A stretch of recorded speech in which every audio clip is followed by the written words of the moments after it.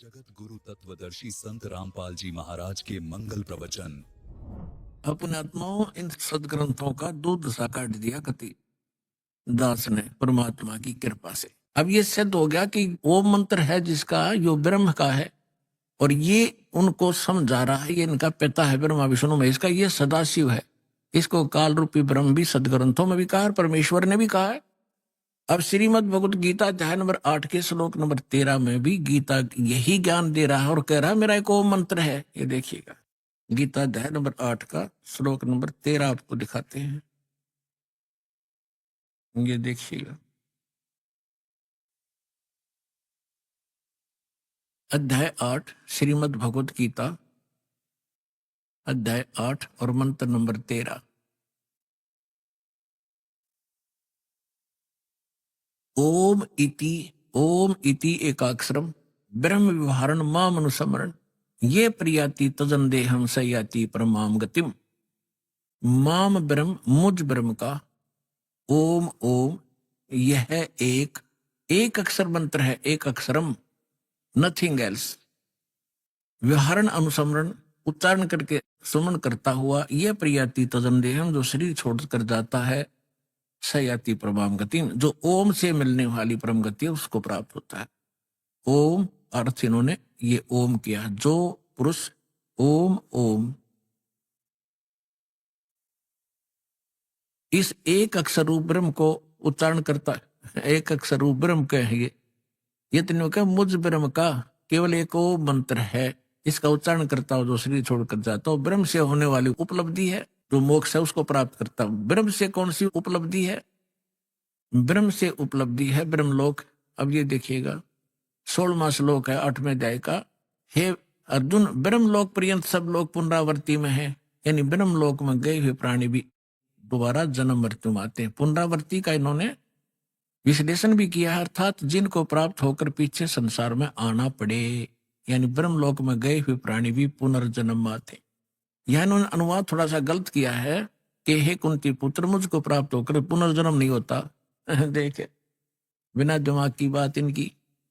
विदते का earth with धातु से बना है, विद माने जानना भी है। जो ये नहीं जानते कि मुझे प्राप्त होकर भी ब्रह्मलोक जाकर भी जन्म मृत्यु होते हैं तो मेरी भक्ति करके भी उनकी पुनर्जन्म होता है, जो ये नहीं जानते कि ब्रह्मलोक में गए हुए प्राणी भी वापस आते हैं तो उनका वो मुझे प्राप्त होकर भी पुनर्जन्म है। अर्जुन उनका पुनर्जन्म है, इसका ये अर्थ है। यदि हम इनका ये अनुवाद सच्चा माने तो अध्याय नंबर 2 का श्लोक नंबर 12 और अध्याय नंबर 4 का श्लोक नंबर 5 और 9, अध्याय नंबर 10 के श्लोक नंबर 2 ये कति गलत हो जाते हैं। देखिएगा श्रीमद् भगवत गीता अध्याय नंबर 2 और श्लोक नंबर 12।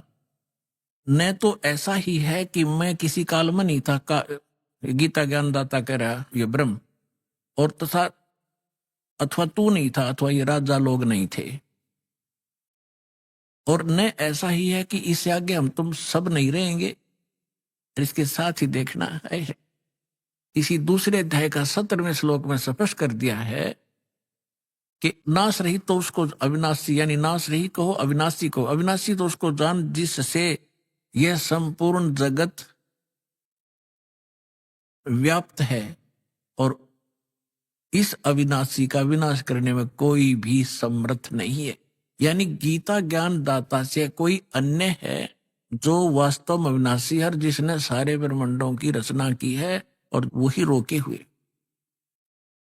अध्याय नंबर 4 के श्लोक नंबर 5 और 9 में ये देखिएगा, ये है अध्याय नंबर 4 श्रीमद् भगवत गीता। इसका यहाँ ये 5वां मंत्र यहां से स्टार्ट है, लेकिन इसका अनुवाद यहां पर है। हे परंतम अर्जुन मेरे और तेरे बहुत से जन्म हो चुके हैं। इति सिद्धम गीता ज्ञानदाता भी जन्म मरता है, अविनाशी नहीं है। तेरे और मेरे बहुत से जन्म हो चुके हैं, उन सबको तू नहीं जानता, मैं जानता हूं। और 9वें श्लोक में क्या कहा है अध्याय नंबर 4 के और श्लोक नंबर 9 में, मेरे जन्म और कर्म अलौकिक हैं, दिव्य हैं। अध्याय नंबर 10 के श्लोक नंबर 2 में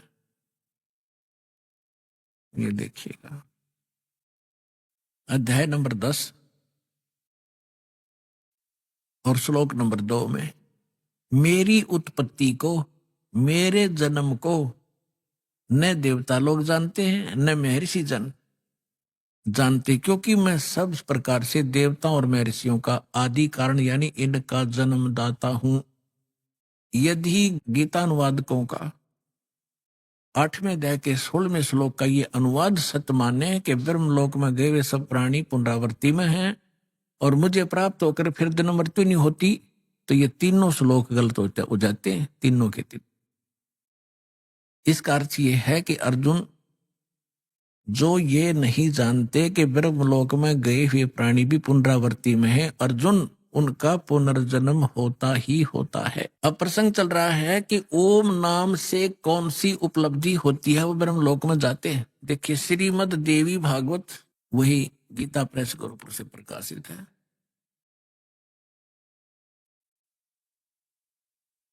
इसमें आपको दिखाते हैं 562 पृष्ठ पे, एक बार हिमालय राजा को देवी जी ज्ञान उपदेश कर रही है और ब्रह्म के बारे में जानकारी दे रही है। देखिएगा 562 पृष्ठ, संक्षिप्त देवी भागवत, और ये 7वां स्कंद।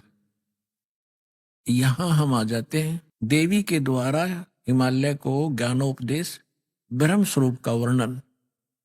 श्री देवी जी कहने लगी, पर्वतराज, उस ब्रह्म का क्या स्वरूप है यह बतलाया जाता है। पहले तो अपने बारे में बताती है, मेरी भक्ति कर तो ऐसे ऐसे कर, लेकिन वो कहती है ये भी ठीक नहीं है। उस ब्रह्म का क्या स्वरूप है यह बतलाया जाता है, जो प्रकाश रूप, सबसे के अत्यंत समीप में स्थित, हृदय रूप गुहा में स्थित होने के कारण गुहाचर नाम से प्रसिद्ध है। महान पद अर्थात परम प्राप्य है। वह है परम सत्य और अमृत अविनाशी तत्व है। सौम्य, उस वेदने योग्य लक्ष्य का तुम वेदन करो, मन लगाकर उसमें तन्मय हो जाओ। सौम्य, उपनिषद में कथित महान अस्त्र रूप धनुष को लेकर उस पर उपासना द्वारा तीक्ष्ण किया हुआ बाण संधान करो और फिर भावनागुत चित्त के द्वारा उस बाण को खींचकर उस अक्षर रूप ब्रह्म को लक्ष्य बनाकर वेदन करो। प्रणव, ओम धनुष है, जीवात्मा बाण है और ब्रह्म उसका लक्ष्य कहा जाता है। यानी जीवात्मा को ओम का जाप करके ब्रह्म के पाने का ही प्रयत्न करना चाहिए। इसका सिद्ध, ये सिद्ध है। उस एकमात्र परमात्मा ही को जानो, दूसरी सब बातों को छोड़ दो। देवी कहती है मेरी पूजा भी मत करना, केवल उस ब्रह्म की पूजा करो। उस एकमात्र परमात्मा ही को जाने, दूसरी सब बातों को छोड़ दे। यही अमृत रूप परमात्मा के पास पहुंचाने का वाला पुल है। संसार रूपी समुद्र से पार होकर अमृत स्वरूप परमात्मा को प्राप्त कराने का यही सुलभ साधन है। इस आत्मा का, इस परमात्मा का ओम के जप के साथ ध्यान करो, ओम का जाप करो। इससे अज्ञान में अंधकार से सर्वथा परे और संसार समुद्र से उस पार जो ब्रह्म है उसको पा जाओगे, तुम्हारा कल्याण हो। ओम नाम का जाप करो और ब्रह्म को प्राप्त हो जाओगे। वो ब्रह्म कहाँ रहता है? वह है, यह है सबका आत्मा ब्रह्म, ब्रह्मलोक रूप दिव्य आकाश में स्थित है, ब्रह्मलोक में रहता है। यानी ब्रह्म का साधक ओम नाम का जाप करने वाला ब्रह्मलोक में जाता है। गीता अध्याय नंबर 8 के श्लोक नंबर 16 में क्लियर कर दिया है कि ब्रह्मलोक में गए हुए प्राणी भी पुनरावृत्ति में। और अब ये गीता ज्ञानदाता ब्रह्म है, ये क्या कहता है? अब गीता ज्ञानदाता कहता है कि अर्जुन, उस सच्चिदानंद घन ब्रह्म ने जो अपने मुख कमल से ज्ञान बोला वो वास्तविक ज्ञान है, वो तत्व ज्ञान है। उसमें विस्तार के साथ उस परम पिता के पाने की जानकारी है। उसको तत्वदर्शी संतों से जाकर समझ, उनको दंडवत प्रणाम करने से, कपट छोड़कर प्रसन्न करने से वो तत्वदर्शी संत तुझे परमात्म तत्व का ज्ञान कराएंगे। 15वें अध्याय के 1 से लेकर 4 का सारांश है कि उल्टे लटके हुए संसार रूपी वृक्ष है, पीपल का वृक्ष समझो, ऊपर को जड़ नीचे को 3 गुण रूपी शाखा है। और जो संत इस उल्टे लटके हुए संसार रूपी वृक्ष की सभी टहनियों समेत बता देगा, सभी भाग बता देगा, वो तत्वदर्शी संत है, वह वेदवित है। परमेश्वर ने यह लीला स्वयं की हुई है, अपने अपनी मुखारविंद से बोली अमृतवाणी सच्चिदानंद घन ब्रह्म की वाणी। कबीर वाणी में लिखा है, अक्षर पुरुष एक पेड़ है, सरपुरुष वा कीटार, निरंजन कहो सरपुरुष कहो, और तीनों देवा शाखा है ये पात रूप संसार। 15वें अध्याय के 4थे श्लोक में कहा कि जब तत्वदर्शी संत तुझे मिल जावे, उसके पश्चात परमेश्वर के उस परम पद की खोज करनी चाहिए, जहां जाने के बाद साधक फिर लौटकर कभी संसार में नहीं आते। और जिस परमेश्वर ने संसार रूपी वृक्ष की रचना की है, केवल उसकी भक्ति करो और सब बातें त्याग दे। 18वें अध्याय के 62वें श्लोक में कहा कि अर्जुन तू सर्वभाव से उस परमेश्वर की शरण में जा, उस परमेश्वर की कृपा से तो परम शांति को और सनातन परम धाम को प्राप्त होगा।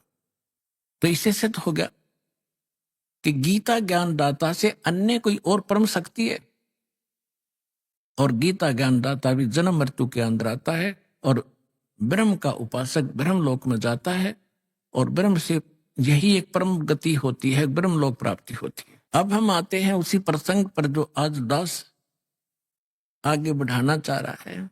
3 देव की जो करते भक्ति, उनकी कदे ना होवे मुक्ति।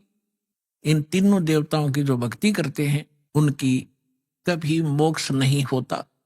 3 देवता रजगुण ब्रह्मा सतगुण विष्णु तम गुण शिव जी, ये आपको स्पष्ट कर दिया कि स्पष्ट हुआ, अभी प्रमाण दिया था कि रजगुण ब्रह्मा है, सतगुण विष्णु तम गुण शिव जी। मार्कंडेय पुराण प्रश्न नंबर 123 से, और खेमराज श्री कृष्ण दास प्रकाशित देवी भागवत के 5वें अध्याय का 8वें श्लोक में वो स्पष्ट कर दिया।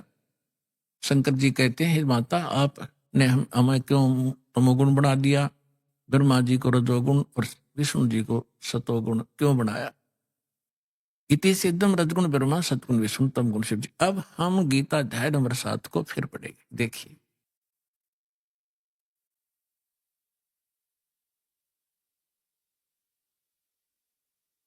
अब हमने यहां तक पढ़ लिया इसको। अब ये क्या कह रहे हैं कि देखिएगा अध्याय नंबर 7 का श्लोक नंबर 2 कि मैं तेरे लिए इस विज्ञान सहित तत्व ज्ञान को पूर्णतः कहूंगा, जिसको जानकर संसार में फिर कुछ भी जानने योग्य शेष नहीं रह जाता। फिर ये तीसरे में बता दिया है कि हजारों मनुष्यों में कोई एक माने सिद्ध है, माने भगवान प्राप्ति के लिए हजारों में कोई एक आधा कोशिश कर रहा है भगवान पाने की, ना केवल तो फॉर्मेलिटी करते हैं। और यत्न करने वालों में भी कोई एक आधा ही मुझ तक पहुंचता है, इसका ये अर्थ है कहने का। और जो मुझे तत्व से जानता है। अब प्रमाण है, जैसे दास बहुत बार सत्संग में सुनाता है कि ये स्वर्ग का राजा इंद्र एक बार मार्कंडेय ऋषि तपस्या कर रहे थे, उसने अपनी पत्नी भेज दी, और फिर भी वो टस से मस नहीं हुए। फिर स्वयं इंद्र पहुंच गया कि ले मार्कंडेय जी तुम इंद्र का राज ग्रहण करो, हम हार गए तुम जीत गए। लेकिन मार्कंडेय ऋषि ने कहा था कि मुझे तेरे इंद्र की राज की आवश्यकता नहीं, मैं तो ऐसे स्थान पर समाधि लगा रहा हूं ब्रह्मलोक में। और इंद्र को कहने लगा कि आजा तुझे ब्रह्मलोक का सैल करा दूं, वो ज्ञान बता दूं, त्याग दे इस इंद्र के राज को। अब उसने वो केवल इसी ब्रह्म को ही तत्व से जानता था, इस ब्रह्म को ही फाइनल मान रहा था कि ये पूर्ण परमात्मा है मार्कंडेय ऋषि। तो उसने वही सेटिंग थी। तो ये कहना चाहता है कि जो मुझे ही फाइनल मान रहा है तो मेरी भक्ति करता है, वो भी हजारों में कोई एक आधा, नहीं तो नीचे के देवी देवताओं तक सीमित है लोग। ये सारा इस 7वें अध्याय का ये निष्कर्ष समझ लेना। फिर आगे देखिएगा, ये चौथा और 5वां श्लोक आपको बता, ये पृथ्वी जल अग्नि वायु आकाश मन बुद्धि और अहंकार भी इस प्रकार ये 8 प्रकार से विभाजित मेरी प्रकृति यह तो जड़ प्रकृति है अपरा, और हे महाभाव से दूसरी जिसे सारा संपूर्ण जगत धारण किया जाता है मेरी चेतन प्रकृति जीव रूपा, ये चेतन प्रकृति समझो। अब 6ठे में कहा है, ऐसा समझकर संपूर्ण भूत सभी प्राणी इन दोनों प्रकृतियों से मैं संपूर्ण जगत का प्रभाव अर्थात प्रलय का कारण हूं, इनका जन्म और इस सब का मैं ही कारण हूं। अब हम ज्यादा ना पढ़े, सो देख 7वें में क्या कहा कि अर्जुन मैं बुद्धिमानों की बुद्धि और बलवानों का बल हूं। संपूर्ण प्राणियों का सनातन बीज मुझको जान, और बुद्धिमानों में बुद्धि, तेजस्वों की बुद्धि का तेज मैं ही हूं। और 11वें में क्या कहा है कि हे भरत श्रेष्ठ, मैं बलवानों का आसक्ति और कामना से रहित बल अर्थात सामर्थ्य हूं। क्या है